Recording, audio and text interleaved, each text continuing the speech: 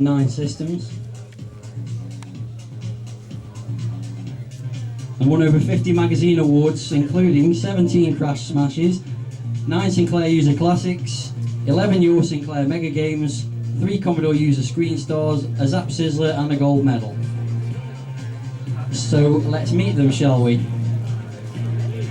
Panelist number 1 didn't actually work for Ocean itself, but worked for one of their supplying companies, Special FX. He worked on games such as my slides are almost there.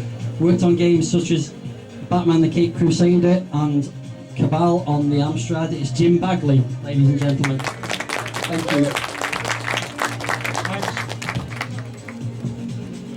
No, that's not right either. It's gone all over the place. There we go. That's what Jim Bagley worked on. And there's a picture of him from some time ago. It's a few years ago. Okay, our second panellist is already sitting here with us. He's one of the most well-renowned coders for Ocean, and then moved on to Special Effects. He was a programmer on the Spectrum and Atari ST, amongst others, and worked on Hypersports, Green Beret and Firefly. Please give a round of applause for Joffa Smith.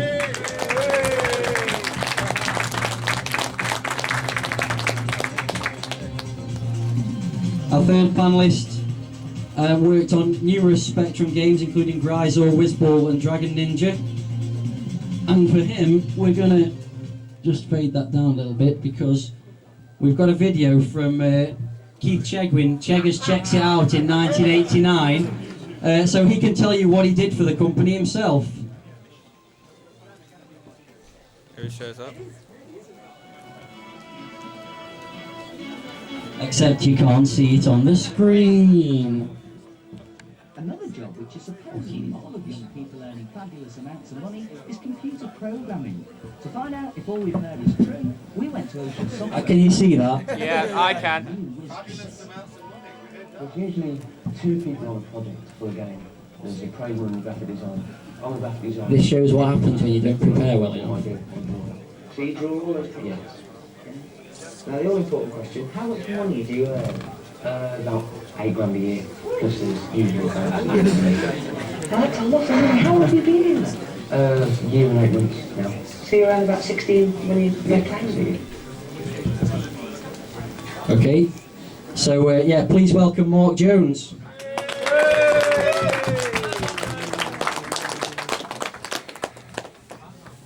And our final panellist was very prolific with Ocean. So prolific that I couldn't fit all his games on one slide. He worked on games on the Commodore 64, Spectrum, consoles and the PC, games including Platoon, Target Renegade and Elf, amongst many others, as we can see there. Please welcome Simon Butler.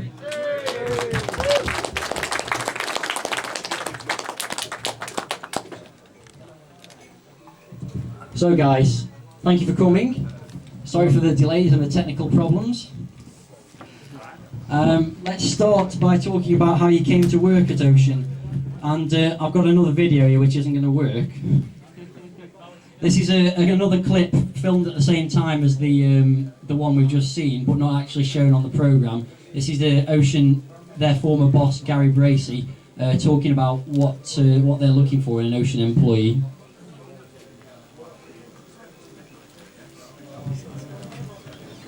Ocean is the biggest company of its type in the world. I mean, how do you go about recruiting members? I mean, what sort of person do you look for? We're looking for someone with an aptitude for programming or a real artist, whether familiar with computers or not, just a true artist from the graphics side. Is it difficult to find that sort of person? It is, that they need to have a certain special quality, but we can usually spot that quality and they're like us. It seems to be a very sort of a young person's game. Most people who work here seem to be between the ages of 16 and 21. Is it? Yes, it is. Generally, the generation now that grew up with computers at school are now coming into the sort of working age group, and there's some kind of looking to us. And what type of people are they? They have an aptitude for, the coders have an aptitude for maths, and the artists have some sort of creative ability, and they are, as I said, a special breed. Okay, so perhaps each of you would like to tell us how you got the job at Ocean in the first place, what the interview was like, how welcoming the staff were, and so on. Any takers? Right. I worked for another team who supplied games for Ocean Software, but left basically because we started to turn out a progressive line of complete and utter shite. So, having said that, I just walked, and Gary Bracey phoned me the next day. Wasn't expecting him to. When I left, I thought that was my tenure in the industry over, because I'd never planned to stay for very long anyway, because I was supposed to be working in advertising. Took the interview, got the height of abuse off all the Mancunians, being a Scouser, and basically thought I'll stick around for a while, and here I am 25 years later. So that's how I got in. Right. Well, it was my first job almost as soon as I left school. I just started off by just messing around in my bedroom with the Spectrum, and I worked at a software shop and showed them some of my work, and the boss there suggested that I should that he thought it was good enough for me to get a job, and I was like, no way. So I sent off some tapes, and then I had an interview at Elite in Dudley, which was a horrible place. So I didn't end up going there. Not Elite itself, but I didn't think Dudley was a very nice place. It was very depressing. And then, because I'd never been on a train before on my own, I went up to Manchester with my mum, who sat on in my interview with Gary Bracey, and just the atmosphere, and it just seemed like a nice place to be, and they were very welcoming, made me feel very at ease. And this was just before Christmas, 1986, and then the week after Christmas, I started at Ocean. Over to Jim. Right, I was working at Canvas, Sam was working there as well, and I was looking for somewhere else, and there was one of the female artists, Dawn Drake. She was applying for a place at Special Effects and Ocean, and she got me like an interview at Special Effects. I went, Joffa was part of it as well. Went there, had the interview, did well, and sort of, because I'd already done a couple of games, they took me on straight away. And I haven't actually worked at Ocean, well, for Ocean, but did the games for Ocean through Special Effects, quite a few of them. Yeah. Basically, we got the rubbish at Ocean, didn't we? And what was the interview process like? Was it stressful, or was it? No, not at all. I was just sat down in front of in Gary's office, and he just went. It was basically just to see, because you had to be a certain type of person to fit in to Ocean, because it was a mad place to work. And and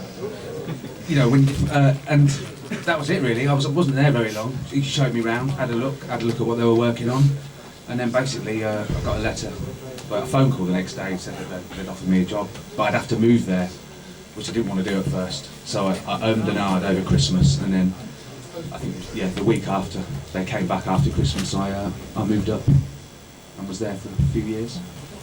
Well, the thing is that by the time you got an interview, it was almost a given that you were in. If they were going to call you in, they'd already got your tapes, right? They'd seen your stuff. They didn't care whether you had two fucking heads. They'd get you in the door. As long as you weren't some chicken strangler, they were going to hire you. So they'd just get you in. They'd say, right, how much are you after? You didn't ask for something prohibitively expensive. That was it. Yeah, like $8,000. You were in. They knew they were going to take you. There was either that, you were either going to go there, or US Gold, or Gremlin, so they pretty much make sure that you were going to be one of their boys, because they had their eyes set on being the biggest, and they eventually ended up being the biggest. So the only thing that could sour the deal would be you, and I don't think anyone said no. Ocean said, we'll offer you this, you'd be a fool to say no, so yeah. They pretty much got the cream of the crop, and well, yeah, I'd say they got the best guys. Other teams had pretty good guys, but no, it was good. It was good to work at Ocean. Yeah, so getting in was a piece of piss. Keeping your job wasn't too easy. Okay, let's move on then to talk about the stuff you worked on at Ocean, and we'll start with the professional side of things. I'm going to go back to Gary with another video that's not going to show on the big screen, no doubt. Just to talk about the pressures of working at Ocean. Because you hear rumours of computer programmers who design games burning out at the age of 22. Well, at Ocean we don't work them too hard. We're pretty good. It's a very informal, relaxed atmosphere, which is due to the sort of pressures that are under. It needs to be really. Okay, cut off in his prime then. What was the most high pressure game you remember working on for Ocean? I don't know. I mean, I couldn't say any one was more high pressure. Basically, the pressure came depending on A, the license, and B, whatever time of the year it was. I'd say the most pressure I had was on Total Recall because I came in, I'd left Ocean at that point and went to work for another team elsewhere in a small development house in Manchester, and it turned out they were doing Total Recall for Ocean. I just didn't want to be working for Ocean again, but needs must. Within a matter of days, everything went pear-shaped. The guy that was running the company was basically a bonehead. He'd, you know, obviously seen a PC in the window of Curry's somewhere and thought, oh, that's the industry for me. Well, the name of the company was Active Minds, which was probably the least appropriate name for the company. It really was. Yeah, it was like, you know, you have military intelligence, well, Active Minds, another misnomer. It was a fucking nightmare. The guy didn't have a clue. He had guys who'd been working there for months doing nothing. Bunch of stoners sat in one room just smoking their brains out, and he was totally oblivious to everything. You know, the fact that the room stank like a Turkish brothel, he hadn't got a clue. So I kind of went in just as a pixel pusher, realised everything had gone pear-shaped, went across to Gary Bracey, said, it's all gone horribly wrong. Me being me, apparently I have a reputation, so I've been told. He didn't believe a word I said, so I just sent him across Manchester, and he came back looking like a bag of shite. He couldn't believe his eyes. He had like 4 weeks before Christmas, and the big number one was nowhere. So I just said, right, I just thought, right, time to step up. Shit or get off the pot. And I just thought, right, I said, let me choose the team, give me the guys and I'll do it. And in 2 weeks, we did all 3 versions from scratch. I worked on the Spectrum version and the Amstrad version. You were on this? Spectrum, Amiga, and ST. There you go, Spectrum, Amiga and ST. We had another bunch on 64. We got them all done, they all went to number 1. But it was literally crunch time all the time, every single day. We had one coder who they refused to let go home because he swore blind he could do it and couldn't. He had the worst scroll on the Spectrum you've ever seen in your life. You could push the fucking thing faster. So one of the directors and one of the sort of the high up suits just basically took turns standing over him 24 hours a day, 7 days a week to make sure he did it, and he couldn't do it. So we had to step in, take it off him, and we got it out. It was a typical Ocean multi-section game, had everything except the slidey puzzle section. But like I say, it went to number 1. Now that's not to say it was a good game. I was glad with what we did. But Ocean could buy a number 1 whenever they wanted. But I was, I've got to say that I was proud of what we accomplished as a team, as a bunch of guys. Everybody upped their game, nobody complained, and we reaped the rewards. You know, we all got a nice bonus out of it. Won't lie and say we didn't. But yeah, that was the most high profile, and that was the hardest one we've ever done. Well, my answer's the same, because I worked in Total Recall as well. But the games I worked in-house at Ocean, because I was pretty fast.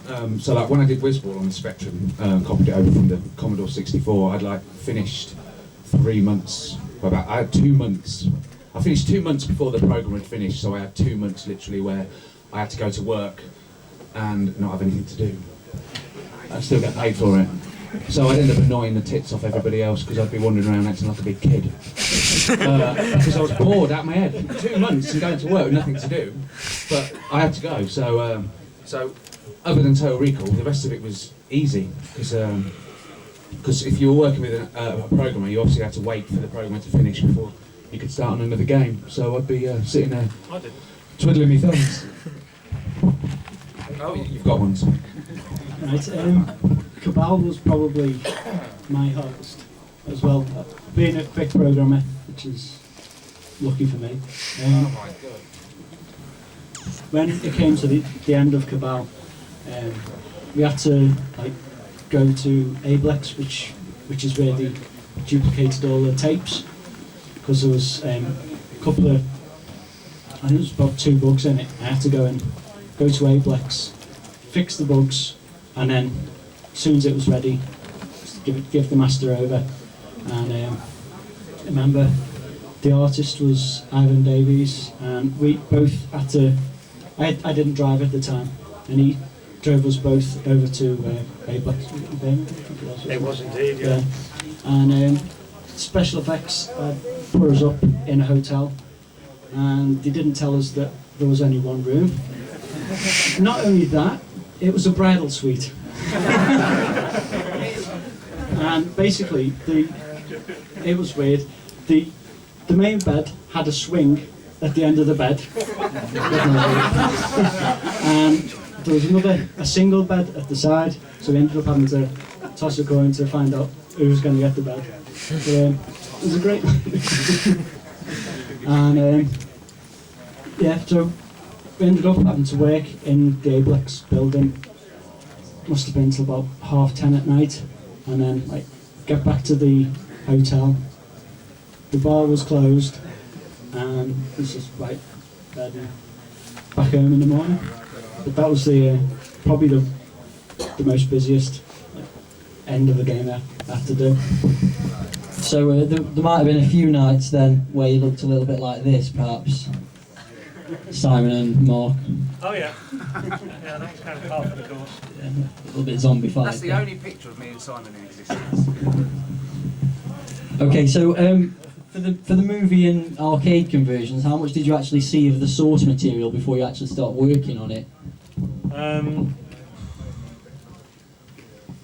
In the early days, very little. Sometimes you might be looking at a script, sometimes you might be just get a synopsis of script, basically something written on the back of a postage stamp. Sometimes you've got nothing. Oh, it's going to be based on this game, and this happens and this happens, and you go, oh right. You had a longer list of things that you couldn't do with the games. You couldn't do certain things with the characters. There's no death, no blood, no violence, blah blah blah blah blah, depending on what kind of license. In the early days, it was an absolute, again, fucking nightmare, because it was early days with a marriage of the games industry and the movie industry. The games industry knew that it wanted to head towards being more like the industry, the movie industry. The movie industry knew nothing about the games industry.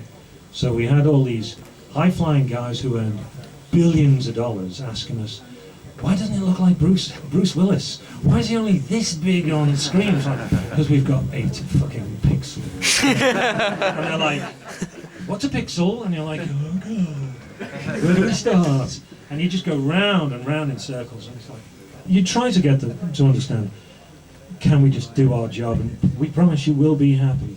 It was a nightmare. Whoa, I've lost the sound. Now we're back.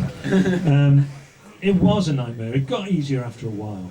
And they did give you more sort of scope to do what you wanted. But in the early days, it was horrible. Absolutely horrible. We dreaded it. Part of you dreaded it. Part of you hoped, ooh, I'm going to get sent. Wait. Gone again. Anyway, sent out. Yeah. Is this one working? No? Yeah. Oh yeah. You'd hope that you get a free day. sent down to London, put up in a hotel, and you'd. I remember seeing Platoon sitting in a room on my own.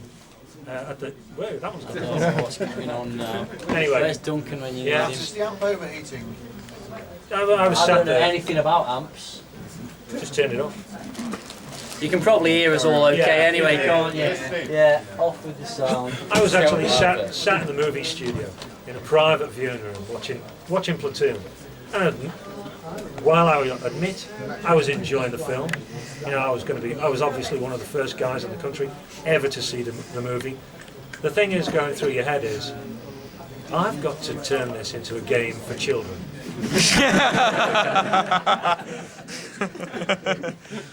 Oh joy, you know, and it would. Well, yeah, you just think sometimes we would actually ask the Gary Braceys, the David Wards, and the John Woods, can we not have movie licenses? Well, you understand why they're doing it. You understand why they're doing it. They're doing it for the money. I know why they're doing it, but it's guaranteed return. Their advertising's done for them by the movie studios. I know they want to work money. But at the end of the day, we had the devil's own job. It's just an incredible thing to do. Oh my God. So was it frustrating to have your creative freedom sort of stunted, if you like, restricted by the source material?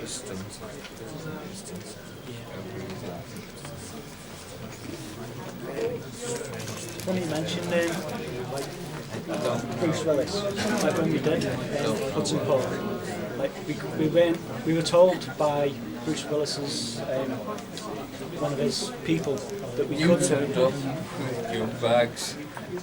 We weren't allowed to make the graphics look like Bruce Willis because it was only a couple of pixels. He didn't want it to ruin his look. He was that vain about it, and so yeah, it did make it like awkward. The fact that you had to go through guidelines of A, what the people that you were drawing, or the artists were drawing, what they had to make a character look like, and B, how do you make a movie into a game? Well, I had the same problem. I worked on Dennis on the SNES, and Walter Matthau just kept complaining bitterly about the character not looking like him. But the movie studio wouldn't give us any photographs. They gave us one in the end, which was why my character always walked sideways but looked at the camera. Walter Matthau wouldn't provide a photo with him in profile. Just, you know, and also it limited what you could do on design-wise, because they'd say make it follow the movie. You couldn't. The machines limited you so much. I mean, you could potentially do it now with the consoles that we have at the moment, but at the time, you could maybe get a little bit of platforming in there. Hopefully, you know, possibly some kind of vehicular section and a slidey puzzle section. But and we got pilloried by the press. You know, damn their eyes. You know, I always said at the time that Zap and Crash and Sinclair User and all those godforsaken, misbegotten ne'er-do-wells,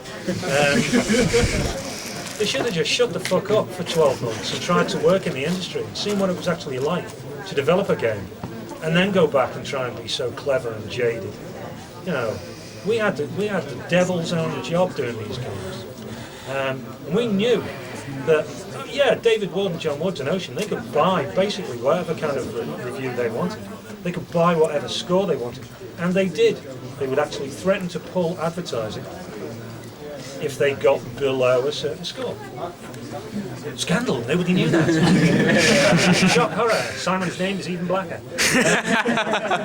But these guys would tear your game to bits. Oh, it's another platform jump and run. Well, what the fuck do you expect? What are we going to do? What are we going to come up with in 6 weeks? And they'd expect you to use the old code that you used on the previous game. They wouldn't give you time to write new editors. They wouldn't give you time to try something new. And if you did try something new, again, you'd get slagged off by the press. So it was kind of on the development side, we were in a kind of no-win situation. But it was a win-win because we knew that David and John would get us good reviews no matter what we did. So I'm kind of bitching after the event now, but at the time it was tough, but it was fun. I mean, I wouldn't have done it if I didn't enjoy it. And we did put long hours in, and we did sleep under the desks. But you know, I only worked 40 miles from where I lived, so I could have made it home, but I didn't. I just used to stay. So yeah, it kind of balanced out in the end. So were there any games you worked on, and while you were working on them, you just knew they were really bad, but they were going to get published anyway? Anything that was particularly dreadful? 95%, 98% of my CV. You know, I mean, basically, I don't know. I'll go on record. Hudson Hawk again. Yeah, no, I actually liked Hudson Hawk. You did all right with it.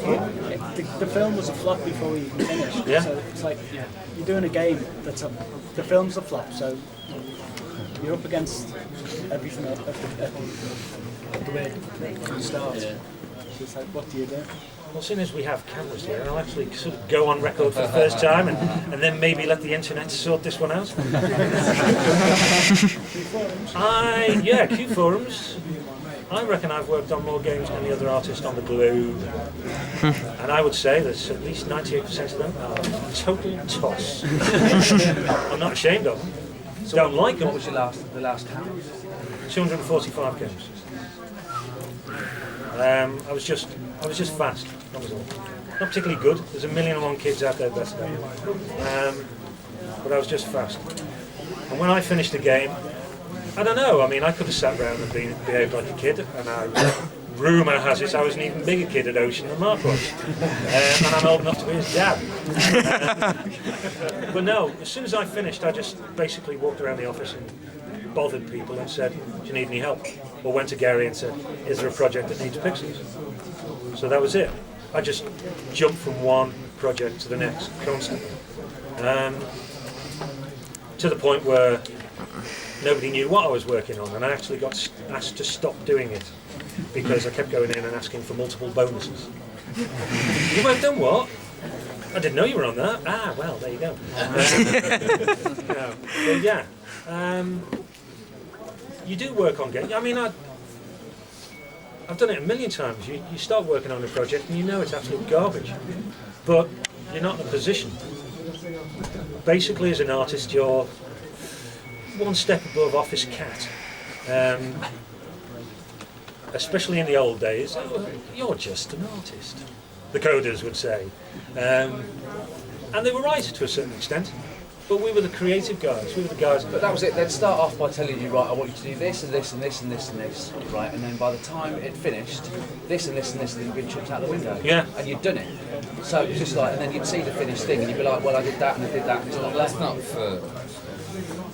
Actually, it is because well, I work with Paul Owens. So. Yeah. The thing that most people judge a game by, especially in those days. You walk into a shop, you see the screens, and it would be the graphics that pull you. You wouldn't say, well, look at that game, it's beautifully coded. You wouldn't know that until you bought it, paid for it, you know, and taken it home and played it. And then you'd find out whether or not it was beautifully coded. I mean, the only way you'd find that out before buying it is to read the mags.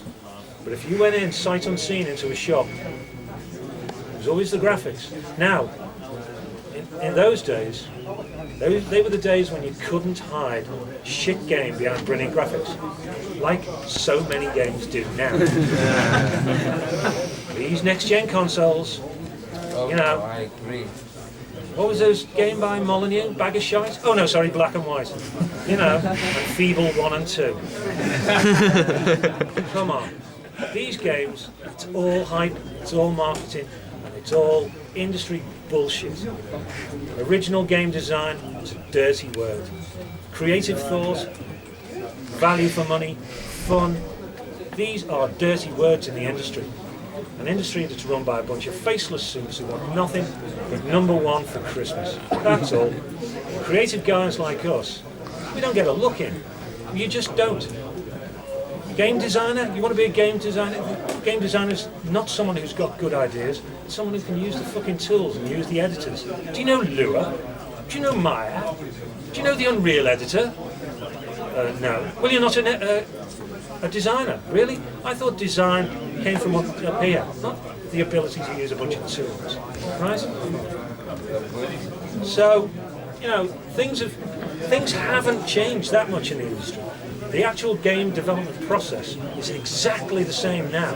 The tools are just more complicated and actually cluttering things up, slowing things down to the point where you end up working on a game for 2, 3, 4, or in Jim's case, 5 years on a game that might be released next year after the 6th year, they're not too sure. And it's possibly a game you punters will be able to beat in less than a day. It's taken over 5 years to develop, countless millions, and it's a waste of time and fucking money. We tried our best to give people value for their $9.99. That was what we did. We tried hard, sometimes it was bloody hard, and we were fighting against management as well. They just say, no, you can't do that, we want it out now. Working on projects, management would walk in, how are you getting on with the game? Oh, it's okay, another 2 weeks and it'll be finished. We need it for ECCS, finish it by Friday. And that's how it was. So if people kind of point fingers at us and say, bloody hell, did you do that bag of shite? So, yeah, I did. I'm not ashamed of it. I wouldn't go back and play them. But I won't leave any of those awful games off my CV. I just won't. Because they brought me from there all the way up to here, to this room with you guys. And I think these guys are probably the same. They know they've worked on absolute toss. We never got to choose the games. You never chose all the games you know.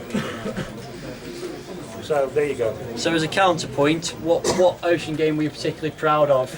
What did you feel was your greatest achievement at the company or with the company? Total Recall, for all the reasons I said. Cabal Midnight Resistance. Yeah. None of them really. So much stuff got left out. I'm most proud of my loading screens because I didn't have a programmer. If you did a loading screen, you didn't have a programmer saying you can't have it that size, you can't have that many colours. You just did it. Yeah. And if it was crap, it was your fault. Yeah, that's it. Joffa. Saucer. That's all I've got to say. Okay. Right. Okay. Let's move on. Give it away for free. It's okay. Okay, let's move on to the less professional side of things. Let's just go through a few pictures. Maybe you can tell us what was going on in these pictures. I know it's difficult to see on the screen there. Really a bad picture. You can see that okay. So That's one of the games testers, Rocky. That was Robocop, obviously. Yeah, it was the only person who worked at Ocean who was tall enough and thin enough to fit in the suit. I wasn't there. Oh, I was there. Yeah, I was there for Robocop. Yeah. To the show. Yeah, because I actually, during that period, I started on Robocop and walked out shortly after it started. Because I remember a meeting Gary Bracey was called us all together to gee us all up for the next quarter or whatever, and he said, any questions? Well, yeah, when are we going to be moving on to the 16-bit machines? I can categorically tell you that Ocean will never develop for the 16-bit machines because they will never catch on. Quotes. And if he denies that one, well, we can always... but he did actually Atari ST, which was a dreadful machine, but I kind of liked it. Yeah, so then we went 16-bit, and I kind of thought, what? Backpedaling? I don't want to be with a company that backpedals, so I left, only to end up coming back. But yeah, that's Rocky. They used to inflict all manner of torture on the games testers. Squeeze them into suits and get them to stand on the Ocean exhibit stand for hours on end doing mindless tasks. And they were quite happy to do it. God knows why, because the wages were pitiful. But yeah, good old Rocky. We've recently caught up with him on Facebook. So yeah. Okay, next one. there's a wall in the office here by the looks of it, covered in grotesque pictures. That was my room. That was the room of death. I was a big fan of Fangoria and all the horror magazines, and basically I just wallpapered the entire room with the most disgusting gore pictures that I could find, because I was into them at the time. The managers tried their best never to bring clients into my room because of the wallpaper, and always failed miserably. Okay. This one's an interesting one, which maybe Bill could answer better if you'd actually turned up. Yeah, no, I don't know anything about that. No, I know that. That's Steve Jolly Thompson, who was basically an absolute genius on the Commodore 64. He was, in my estimation, one of the best 64 artists at the time. He managed to get all kinds of bizarre little colours out of the machine that nobody else managed. So, yeah, God knows what they're up to. Typical Ocean tomfoolery. Okay, and finally, can you see that one? I wasn't there at that time, so I can't say. Any light to shed on that one? No? Well, those two girls worked upstairs. Yeah. That's Steve Lavash, who was, what was his name? Tech support. Yeah, he worked downstairs with us lot and fixed our computers. I think this is from one of the shows, and I understand there were some quite wild parties held at these shows or after these shows. Well, Ocean, it was the 80s. It was, you know, Dallas and shoulder pads.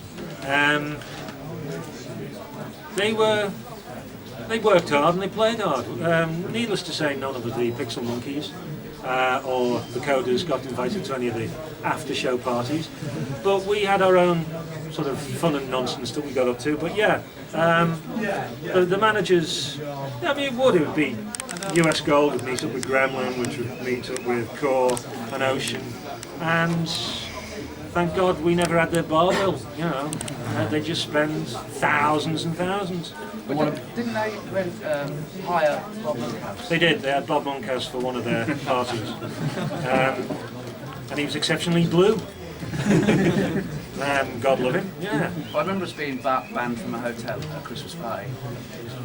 All I remember is the toilet being, the gents just being covered in vomit. You rolling your sleeve up. Oh, I was trying to hide it. Get rid of the chunks. We had. Oh God, what happened? No, I was, because I'm sort of considerably older than. I was like sort of everybody's dad at the place, and so we had all these kids getting insanely drunk on the Ocean ticket, and wallpapering, sandblasting the toilets. It was just everywhere. So it was either a case of someone had to do it, roll their sleeve up and just kind of unplug the sink and hope to God it all went down, which isn't the worst that I've done with this crowd. But no, we did. I personally, somehow, so I've been told, managed to decorate Gary Bracey's office with beer. The ceiling was about twice the height of this, and we managed to soap the entire ceiling with beer. Wasn't that the weekend when we were supposed to be working? No, it was when they went down to London, and we were supposed to be working. And we didn't. We went to the nearest off license, and we just bought shed loads of beer and got madly drunk. And I stole a policeman's hat in the off license, and he collared me outside. But yeah, I almost lost my job over that because they never managed to get rid of the smell in the operations office. It just stank like a brewery. Yeah, we had fun.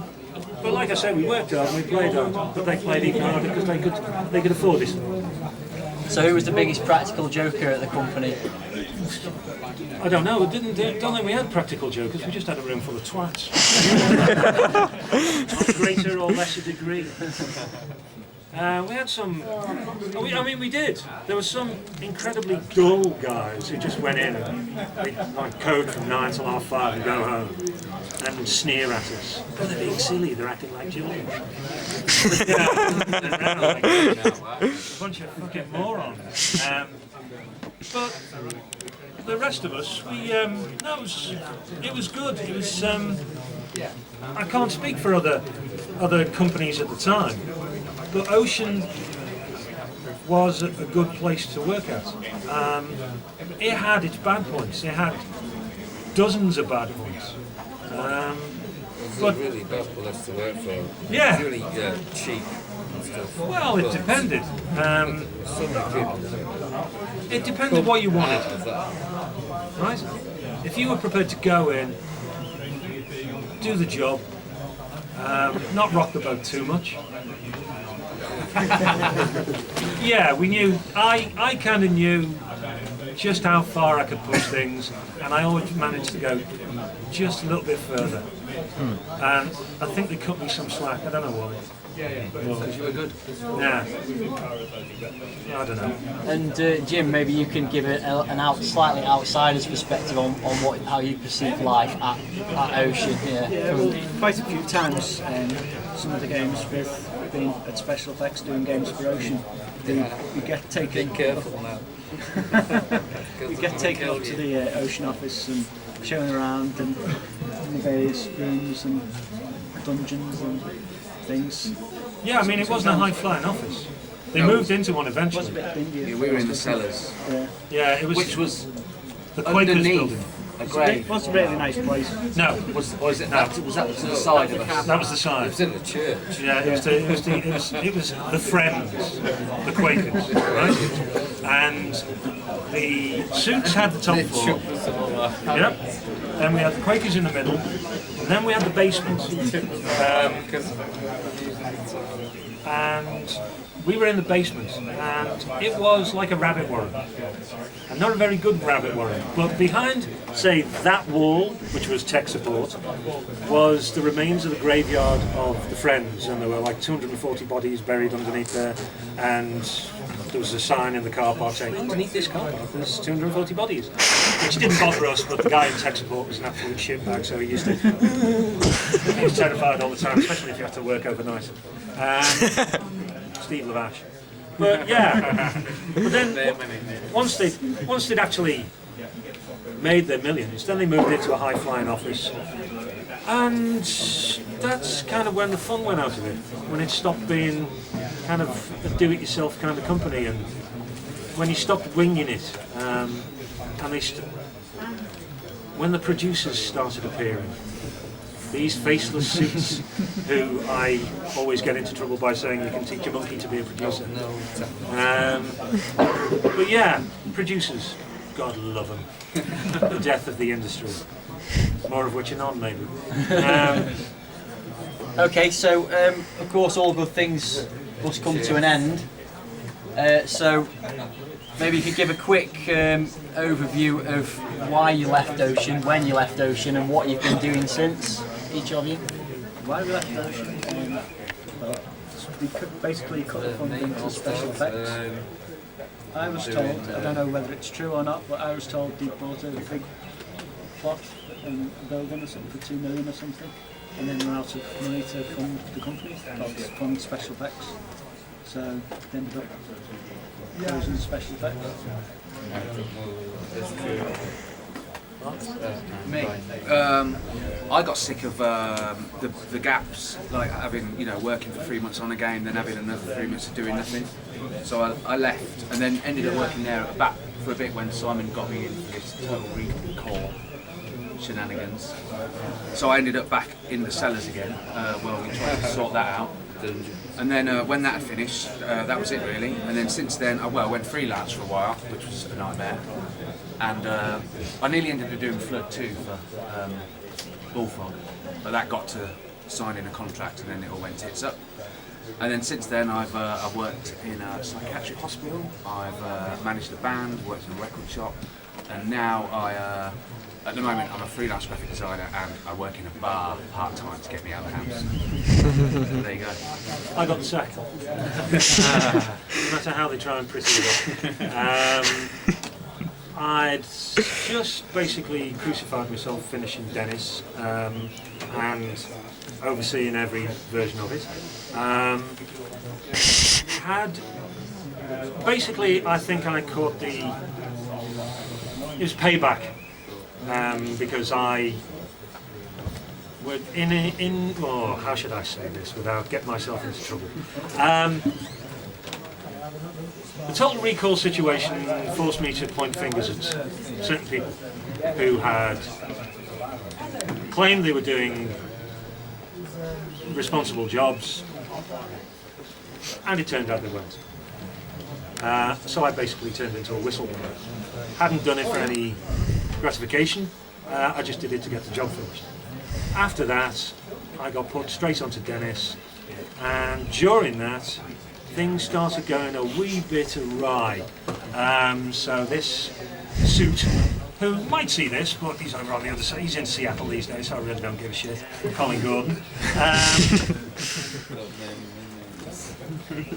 Started Waves, and I was just told that my services weren't required anymore. And they waved a cheque under my nose. You're going to take this, or you're going to fight for your job? Ooh, being Simon, I know what you'll do. You'll fight for your job, won't you? Because you like making waves and causing trouble. I needed to pay my mortgage, I needed to look after my family, so I just took the job and walked. By that time, Ocean was not a fun place to live. Having said that, the guys at the top weren't really involved with what was going on the shop floor. The guys at the top I'd work for again in a heartbeat. Some of the suits, Gary Bracey, God love him, found himself put in many a precarious position in Ocean by this bunch of badly behaved monkeys that he had to oversee that was the development team. I mean, he really did. Give him his due.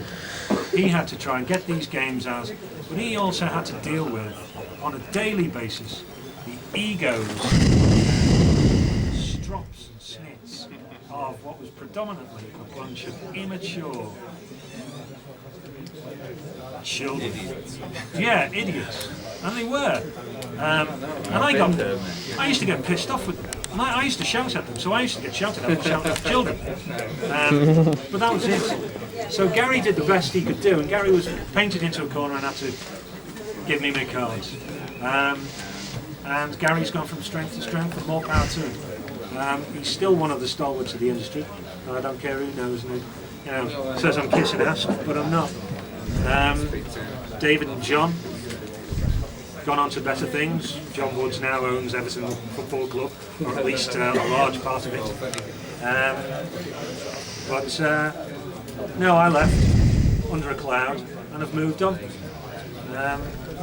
But I'm still in the industry to a certain extent, in and out. That's how I left Ocean. So there you go. Okay, John. My turn now. Yeah. I've just been writing scripts. Okay. You can go online and read them. Okay, thank you, chaps. Perhaps we can just sum up. If you can sum up your time in Ocean in one word, what would it be? Kaleidoscope. Or your time in Ocean. Mad. Oh no. One word. One word. Shit. Fantastic. Okay, let's move on then. Let's have some audience questions. So if you've got any questions for the guys, put your hands up. But I also want to know, before you ask your question, what your favourite Ocean game was. Any questions? Mr. Drury? Dave Thompson. Okay. No. Unfortunately, You said you were really fast at coding. Did you have any pharmaceutical assistance with that? Well, the fact that you've answered, Joffa, may suggest you want to say again. What was the question? You said you were really quick at coding. It sounds like games have to be developed at super short deadlines. Did you have any assistance with coding so quickly? No, that's sort of nice stuff. I don't know. No. Caffeine. No. Yeah. Down at Ocean anyway. Yeah. Continuous streams of coffee. The smell of coffee breath anyway, that's what I mean. Lots of coffee breath. Typical coders giant family-sized Coke, Yeah. large bar of chocolate. Yeah. I didn't like coffee, so it was Coca-Cola for me. Coke and chocolate. The coder's staple diet. Kinder Eggs. Kinder Eggs, yeah. Because of the toys. Okay, any more? Come on, you must have something you want to ask these guys. Yeah. Head of the Hills is my favourite game, first of all. What game did you see that someone else had directed, a different company, a different coding team, whatever, and you saw it and you thought, I wish I'd done that? All the Ultimate games. All of them? Yeah. Well, basically, it's once they got into Yeah, well, once they got into the isometric side, yeah. Ultimate was just crazy. Well, no, I don't know. There were too many. I mean, because we had little pokey news agents next door that sold bargain games. So when you went, you know, I was a heavy smoker in those days. When I go and buy my cigarettes, I always used to come back laden down with, you know, like, you spend £10, you come back with like 100 games almost. You know, come back to that, hey. So we'd go through them, and you'd hold some of them up to like the bosses and say, why can't we do this? Oh, well, they've got the leisure of, look at it's a bargain game. It's some kid right at home. They're not working against a deadline. You know, they can do what they want. We had to do as we were told. So yeah, there were loads and loads of games. But yeah, definitely the Ultimate games. But Head Over Heels had that effect. Yeah. In Ocean, when because it originally was called Foot and Mouth. Yeah. And the demo came in, and like everybody jaws dropped. We couldn't believe it. I mean, there was supposed to be a sequel. Oh no, there was John Rittman was doing. He did Batman, and then he was writing. He did Monster Max on the Game Boy. But then there was something basically based around Thor or something like that. Some kind of Asgardian god thing. But at the time, isometric became a vogue, became a look, and yeah. Oh God, yeah. You know, you wanted to. I mean, I had an interview with Rare, and there they are in this nice little gallery, in this box on the wall, all the Ultimate games. And I really wasn't interested in being interviewed, I just wanted to look. And I've just seen a room full of them. You know, this was it. And I just thought, yeah, look at that. There were like 10 games, and I thought, fucking hell, Ocean haven't got 10 games they can really sort of put in a box. Every single one's quality. Yeah.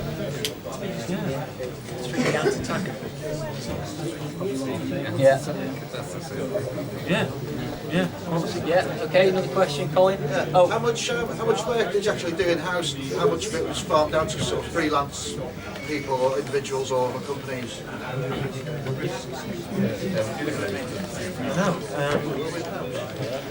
Well, in the early years. Well, you like the look of. Theatrex did some work for Ocean. That was later on. I mean, you know, obviously, Whizball was out of house. I'm trying to think of the early days. Yeah, Denton Designs. I worked for them. You know, they did Shadowfire and Great Escape and Frankie Goes to Hollywood and stuff like that.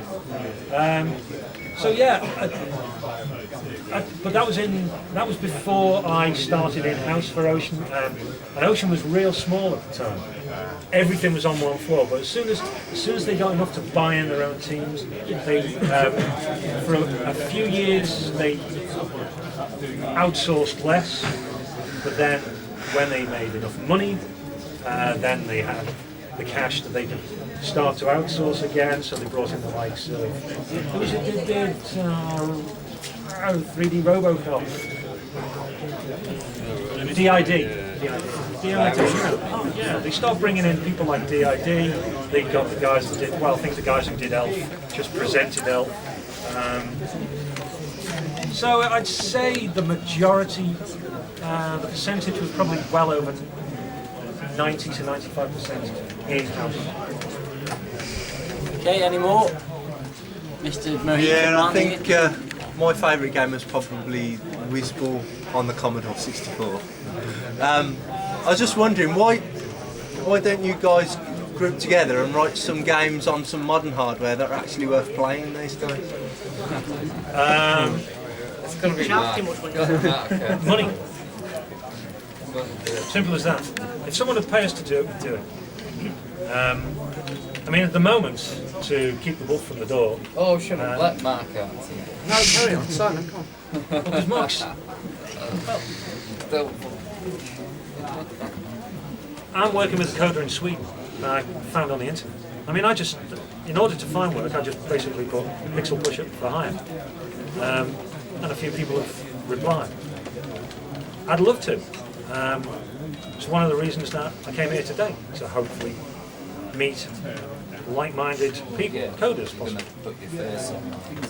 But you've got to. I mean, like I said before, the industry, it's a sad thing to say, but the British games development scene, the industry, I mean, once upon a time it was the greatest in Europe. During the Ocean years, exactly, during the Ocean years, Ocean was the greatest software house in Europe. The greatest one to work for, and I'm only saying that because I work there. And I've worked at quite a few. But now, the scene's dead. I don't care that we've still got software houses out there. We do not have an industry to talk of. All the talent has gone to America, and the latest glut has been sucked away to Canada. Are we going to get them back?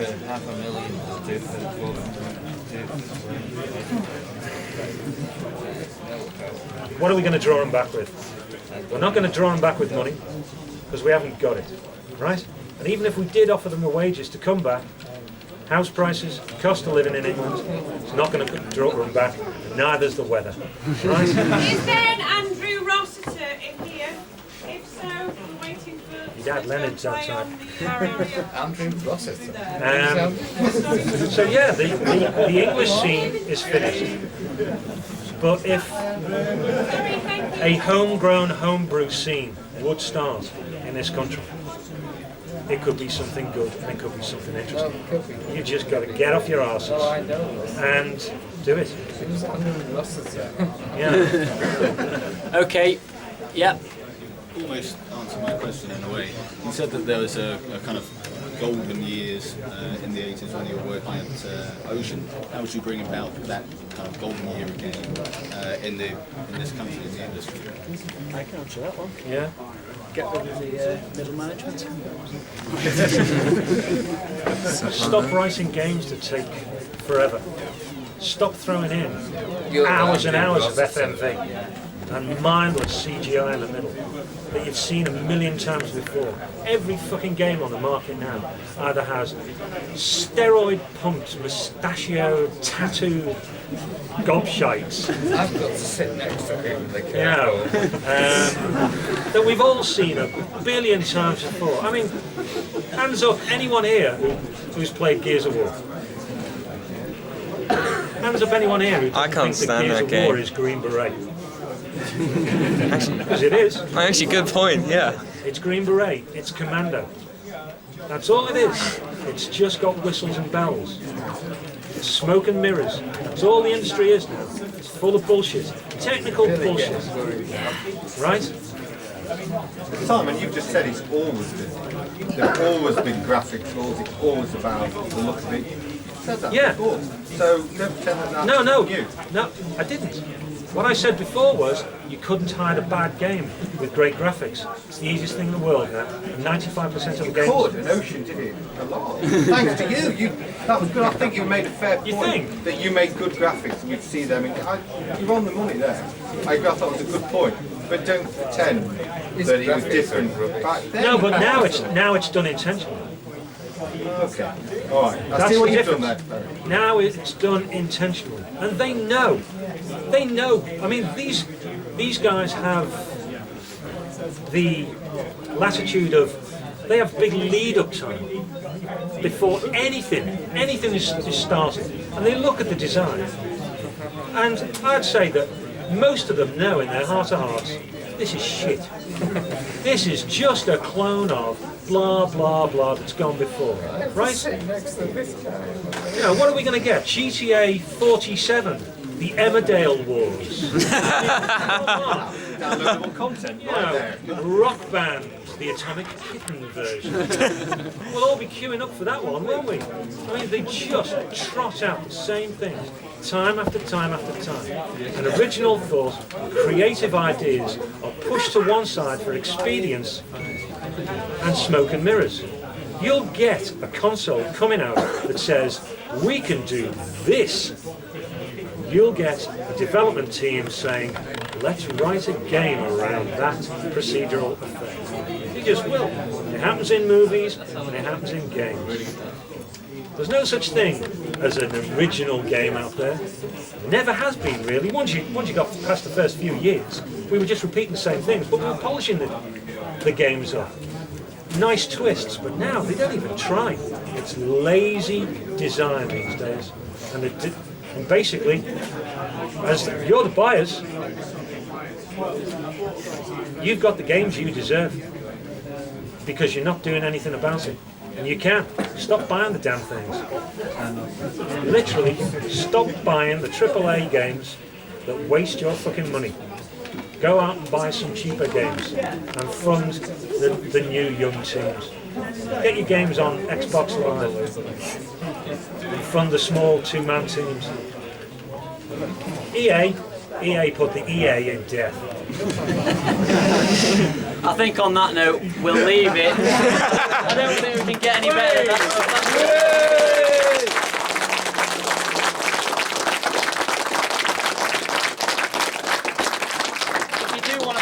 A little bit more about what some of these guys are up to these days.